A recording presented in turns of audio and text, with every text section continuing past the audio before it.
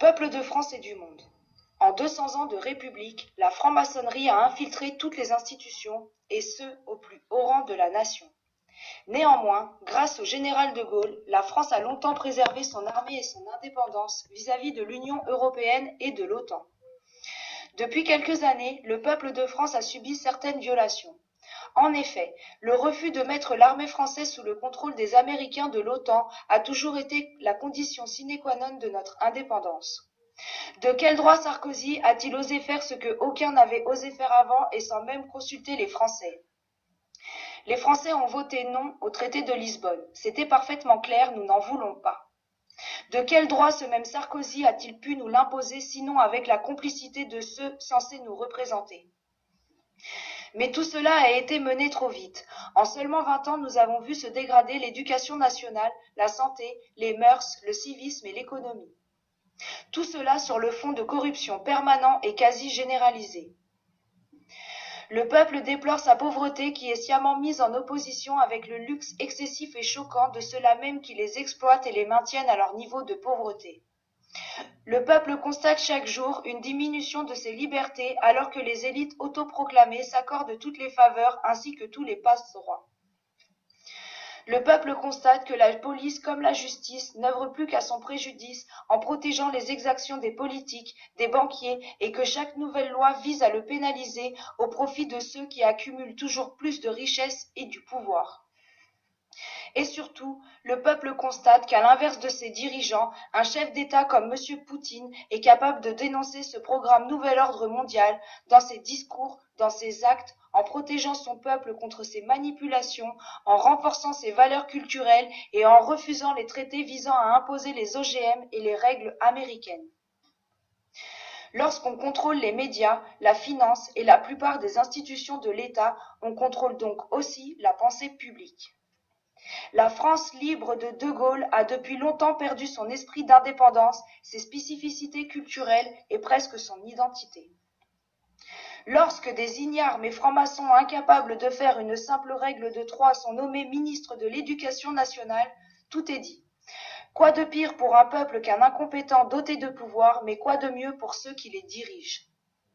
Nous devons prendre conscience que cette petite caste d'illuminés ayant pris le contrôle des États-Unis au XIXe siècle et commencé à s'étendre sur le monde occidental dès le début du XXe siècle ont déclaré la guerre à l'humanité. Ceux qui ont créé ce qu'on appelle aujourd'hui le Nouvel Ordre Mondial, dont les aïeux ont fomenté la destruction des peuples indiens en Amérique, les 2 guerres mondiales, financé le stalinisme et le nazisme et provoqué les millions de morts au Vietnam, Corée, Amérique du Sud, Europe de l'Est, Irak, Libye, Syrie et bien d'autres, cela leur a permis d'atteindre les sommets de la richesse et du pouvoir. Ces gens préparent une guerre d'extermination contre l'humanité, souhaitant ainsi la réduire de plus de 90% et s'installer ensuite comme les dictateurs absolus de la planète, mettant alors en œuvre toutes les technologies cachées au public depuis une 50aine d'années et en utilisant les survivants de l'humanité comme esclaves. Je ne parle pas seulement à partir d'indices actuels comme la colonisation de l'Irak et de l'Afghanistan, la destruction de plusieurs États arabes ou de la mainmise sur les essentielles ressources d'Afrique. Non plus de l'esclavagisme du sud-est de l'Asie au profit de multinationales ou encore de la colonisation de l'Europe par le biais du Conseil européen. Je ne parle pas non plus des déclarations publiques du monument Pierre-Guide de Géorgie annonçant qu'il faut ramener la population mondiale à moins de 500 millions d'individus. Non, je parle d'armement, de l'OTAN, de ses bases et de ses réseaux de services secrets, des bases américaines du Kosovo, d'Irak, d'Afghanistan, de Taïwan, des Philippines, de Corée du Sud, du Japon, d'Alaska et bien d'autres. La Chine et la Russie sont encerclées petit à petit de bases militaires de l'OTAN établies sournoisement sous le pseudo-contrôle de l'ONU lors des conflits armés instigés et manipulés par ceux-ci. Voilà un tour d'horizon non exhaustif mais assez édifiant et instructif de l'état de notre monde.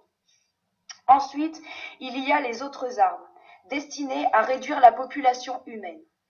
Celles que la guerre officielle justifiera d'employer, celles que chaque parti accusera l'autre d'employer. Elles sont toutes là et se fabriquent en quantité de plus en plus grande. armes chimiques, bactériologiques, magnétiques, nucléaires, climatologiques, sismiques et bien d'autres.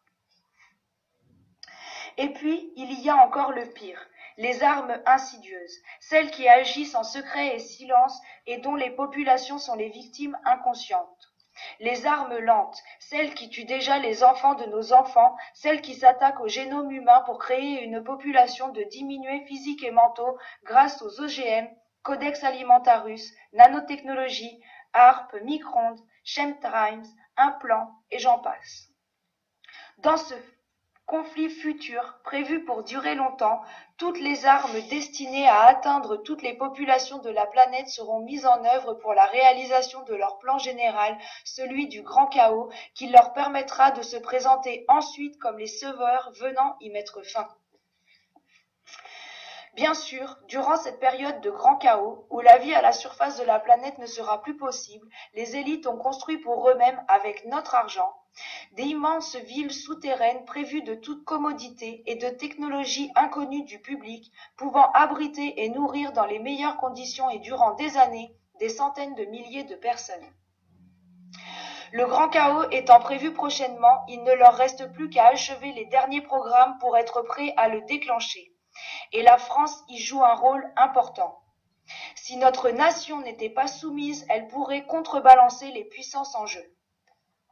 En effet, le TAFTA, marché transatlantique, est vital pour les élites car il leur permettra de contrôler toute l'économie française, lui faisant perdre son rôle majeur actuel et de retarder encore l'effondrement du dollar.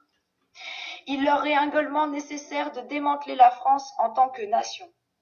Car une nation, c'est un peuple uni par des liens culturels, des valeurs morales et éthiques, et c'est donc un peuple capable de se révolter. Il ne leur manque plus que l'accord des peuples pour établir une dictature totale, et cet accord viendra naturellement après que le grand chaos aura sévi quelque temps. Ce qui pourrait briser leur élan, mettre à bas leur plan, ce serait que les peuples s'éveillent et réagissent par un concept opposé à la dictature. Car toute leur structure est fragile. Elle repose sur à peine quelques milliers de familles unies par la même croyance mystique, étant parvenues à corrompre tous les gouvernements grâce à la République. Or, le premier peuple qui abolirait la République ferait perdre tout pouvoir aux sociétés occultes et donc aussi à leur contrôle sur les institutions du pays. Alors la dette nationale serait déclarée illégale car résultant d'une escroquerie avec la complicité des politiciens et tout leur système s'effondrerait comme un château de cartes, car nul doute que les autres peuples suivront rapidement et que de nouvelles bases financières seront créées pour qu'une telle situation ne se reproduise jamais. Vous faut-il d'autres preuves que nos dirigeants agissent en fonction d'intérêts qui ne sont pas les nôtres ou que la République n'est qu'un outil exclusif de sectes internationales servant leur seul profit?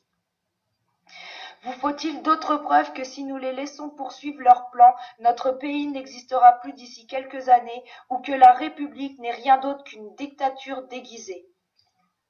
Alors, puisqu'il est certain que jamais les élections ne nous permettront de changer les choses et qu'il vaut mieux réagir pendant que nous avons encore la possibilité de le faire, avant d'être trop affaiblis par la crise et divisés par les programmes régionaux, une opportunité est donnée par ce rendez-vous le 14 juillet 2015 à Paris, place de la Concorde. Tout est fait actuellement pour nous diviser, nous monter les uns contre les autres, par la religion, les groupes sociaux, les groupes politiques et bientôt régionaux. Tout est fait pour augmenter nos divisions.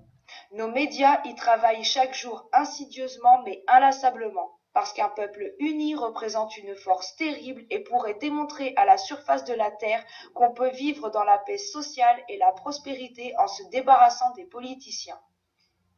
Alors, est-il possible de tous nous unir dans le but de décider nous-mêmes de nos lois et de notre mode de gestion? L'appel aux Français et M. Fioril ne sont que la face visible de l'iceberg.